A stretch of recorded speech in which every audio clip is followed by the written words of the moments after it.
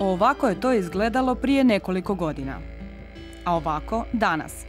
Prije nego što je našla Bena Osvata, kipara koji je njezine ideje pretvorio u djelo, Vesna Tenodi razgovarala je s njih 7.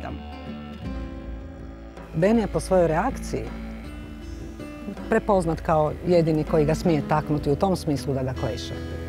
I dizajn je identičan onom što je bila moja namjera, što je njemu kamen rekao i sve se spojilo da rezultira ovim što je 99% ljudi koji ga je vidjelo su se oduševili. 1% su se jako razljutili. Wandjina Watchers in the Whispering Stone, ili u prijevodu Nebeski promatrači u kamenu koji šapće. Skulptura je u kojoj su udahnuti najviši zakoni na kojima se sve temelji i koji održavaju svijet. Mir, pravda, istina, ljubav i povjerenje. Crvena strana, crveni Wandjina, predstavlja hrabrost. Wandjina hrabrost ili ratnik. Crna strana je Wandjina učitelj, predstavlja mudrost. Treća strana sa kristalnim očima je Wandjina ljubavi, iscijelitelj. A četvrta strana, koja je neutralna, nije obojena, u stilu arheološkom kao stari hramovi, predstavlja Wandjinu nastanka, postanka i održavanja svijeta. Ono što je meni zanimljivo kod njega je da pokazuje, to je jedan prijelomni, kako bi rekla, skulptura je prijelomna u smislu da pokazuje da nijedna tradicija nije mrtva ako ju možete oživiti. A to je upravo taj primjer. Jer mi smo naviknuti da po arheološkom muzeju obilazimo rukotvorine ili stvari koje su starije od 5-10 tisuća godina ili koliko. I obično kažemo, to je nestalo s tim starim narodima.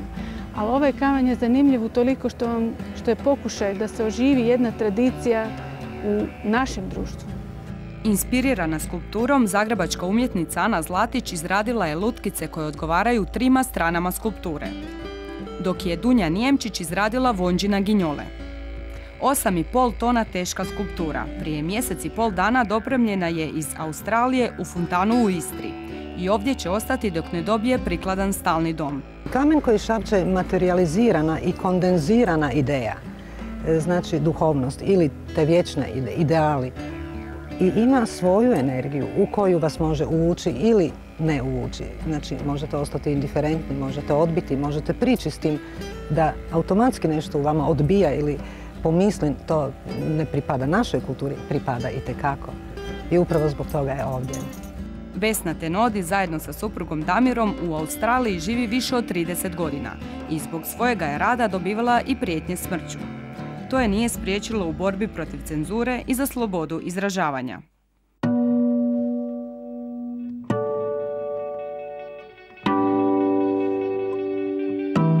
Ja sam Shifu Damir Tenodi, učenik i aspirant majstora Nande. Ja podučavam pokret, misao i tišinu.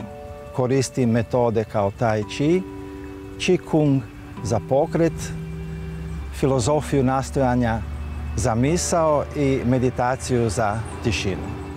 Majstor terapeutskih i borilačkih vještina povremeno održava radionice Tai Chia u Zagrebu za najnaprednije polaznike. Koja je svrha vježbanja Tai Chia? Je jačanje i smirivanje. Kad se smirimo, možemo doprijeti do sebe.